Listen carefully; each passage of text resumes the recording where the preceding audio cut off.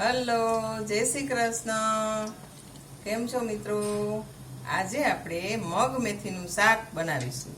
હવે આ શાક આજે બનાવીશું અને સાતમને દિવસે ઠંડુ શાક ખાવા માટે આ એકદમ સરસ શાક થાય છે. તો આ આગલે દિવસે આપણે પલાળી દેવાનું અને પછી રાતે આ ઉગવા માટે મૂકી દેવાનું ચાયણીમાં. એટલે સરસ મેથી ઉગી ગઈ છે, એકદમ ધોઈ નાખ્યું એટલે કડવી પણ ન લાગે અને આ મગ પણ સરસ ઉગી ગયા છે. હવે આપણે આ વઘારશું.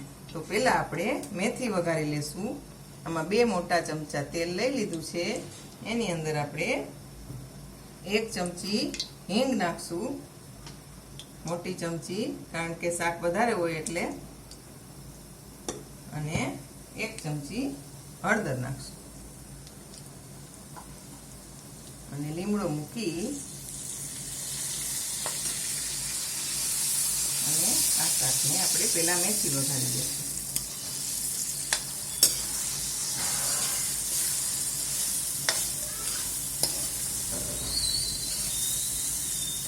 આ બાજુ આપણે 2 ચમચા પાછું મોટા તેલ લઈ લીધું છે અને એમાં પણ આપણે સેજ હિંગ અને હળદર નાખી અને મગ વઘારી દઈશું.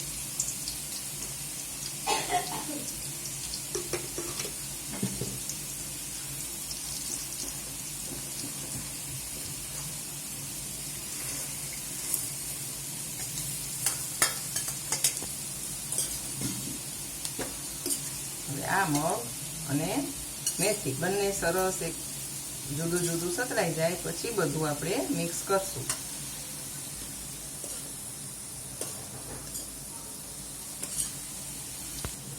હવે આમાં આપણે 2 ચમચી જેટલું પાણી ઉમેરશું અને આમાં પણ મગમાં પણ એ જ રીતે 2 ચમચી જેટલું પાણી નાખશું અને આ રીતે એકદમ સરસ સતરાવા દેશું.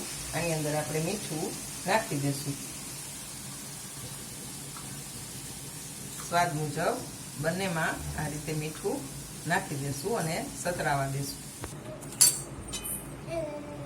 શાક સરસ ચડી ગયું છે. હવે આપણે આની અંદર 2 ચમચી ખાંડ નાખશું.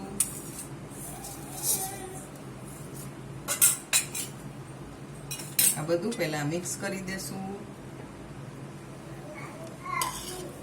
મગ અને મેથી બંને આપણે સરસ ચડી ગયા છે. હવે આપણે આ બધું મિક્સ કરી આની અંદર મીઠું તો નાખેલું છે હતું. હવે ખાંડ, પછી ધાણા જીરું, 2 ચમચી ધાણા જીરું, 2 લીંબુનો રસ અને 2 ચમચી મરચું.